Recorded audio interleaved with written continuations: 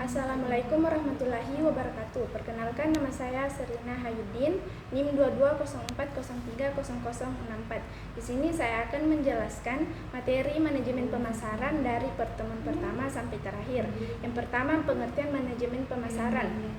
Manajemen pemasaran adalah sebuah sistem keseluruhan kegiatan bisnis yang bertujuan untuk mencernakan, menentukan harga, promosi, serta distribusi barang atau jasa yang dapat memuaskan konsumen.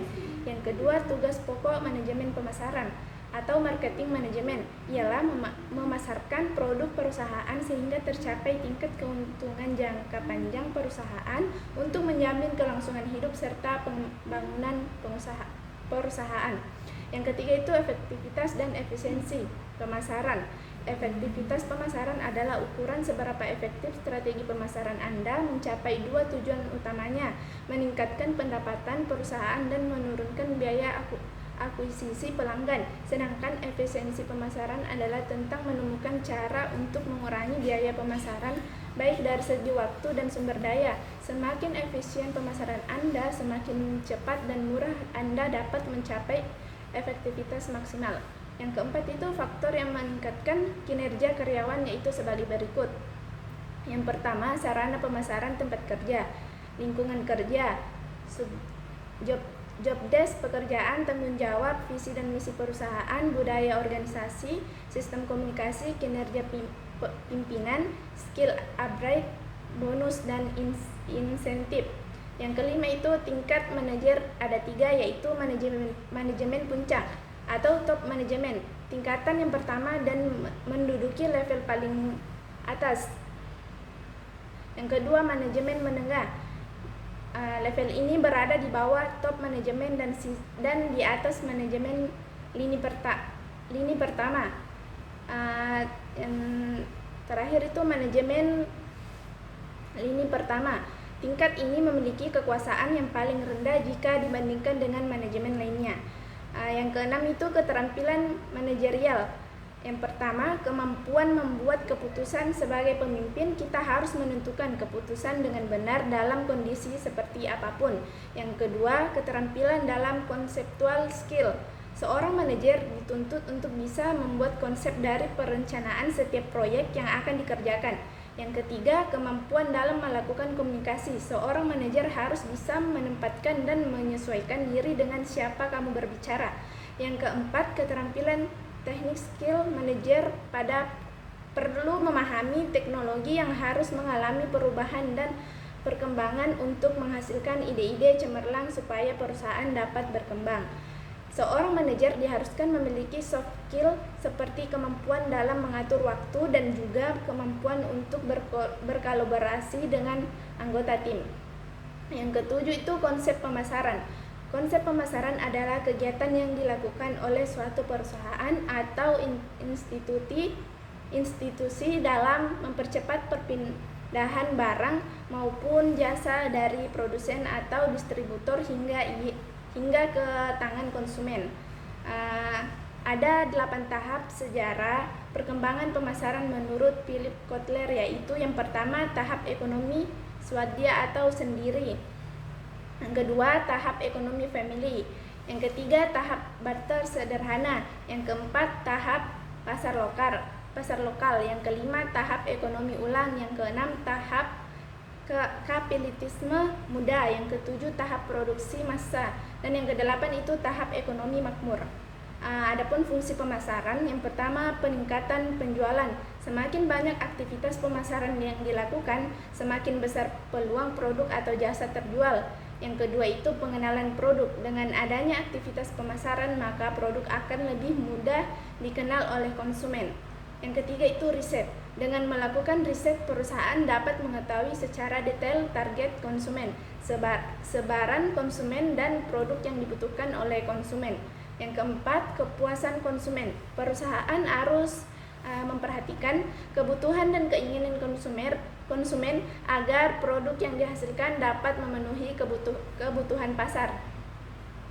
Yang kelima itu kompetisi. Perusahaan harus melakukan strategi pemasaran dengan menonjolkan keunggulan dibandingkan produk pesaing agar dapat memenangkan persaingan. Yang keenam, mengetahui segmentasi pasar. Dengan mengetahui segmentasi pasar, perusahaan dapat menentukan target pasar yang tepat dan melakukan strategi pemasaran yang efektif. Dan yang ketujuh itu menentukan target pasar. Dengan menetapkan target pasar yang tepat, perusahaan dapat memfokuskan upaya pemasaran pada segmen pasar yang tepat dan meningkatkan efektivitas pemasaran.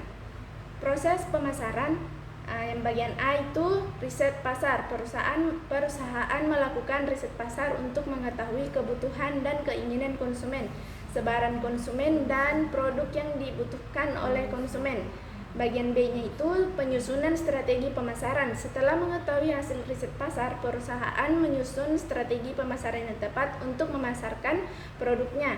Bagian C itu eksekusi strategi pemasaran. Setelah strategi pemasaran disusun, perusahaan melakukan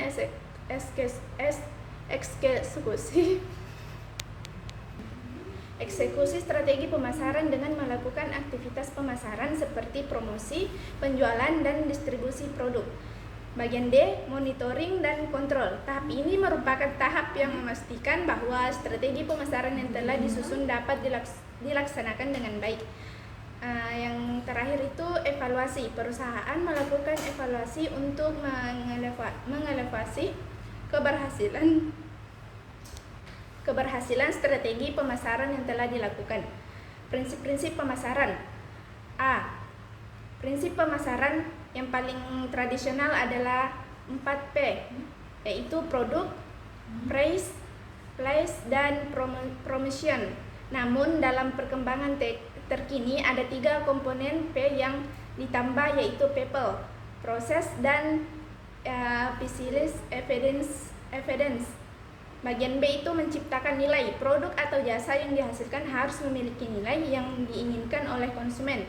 C. Fokus pada konsumen. Perusahaan harus memperhatikan kebutuhan dan keinginan konsumen agar produk yang dihasilkan dapat memenuhi kebutuhan pasar. Bagian D-nya itu segmen pasar. Perusahaan harus mengetahui segmen pasar yang tepat dan melakukan strategi pemasaran yang efektif. Bagian D itu branding. Perusahaan harus membangun merek yang kuat dan dikenal oleh konsumen. Bagian F, inovasi. Perusahaan harus terus melakukan inovasi untuk menghasilkan produk atau jasa yang lebih baik dan sesuai dengan kebutuhan pasar. Yang bagian G-nya itu interaksi pemasaran. Seluruh komponen pemasaran harus diintegrasikan dan diselarasakan dalam sebuah strategi besar pemasaran. Kedelapan itu pemasaran dan perencanaan strategi.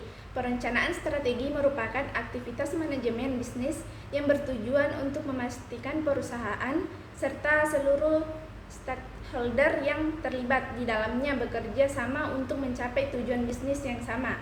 Adapun manfaatnya, yang pertama mengkomunikasikan rencana strategi, yang kedua meningkatkan produktivitas, yang ketiga mengidentifikasi kekuatan dan kelemahan, yang keempat menetapkan arah bisnis, dan yang kelima itu mengkomunikasikan rencana strategis. Adapun elemen perencanaan strategis, yang pertama visi, kedua misi, nilai inti, analisis SWOT, tujuan jangka panjang, dan rencana aksi.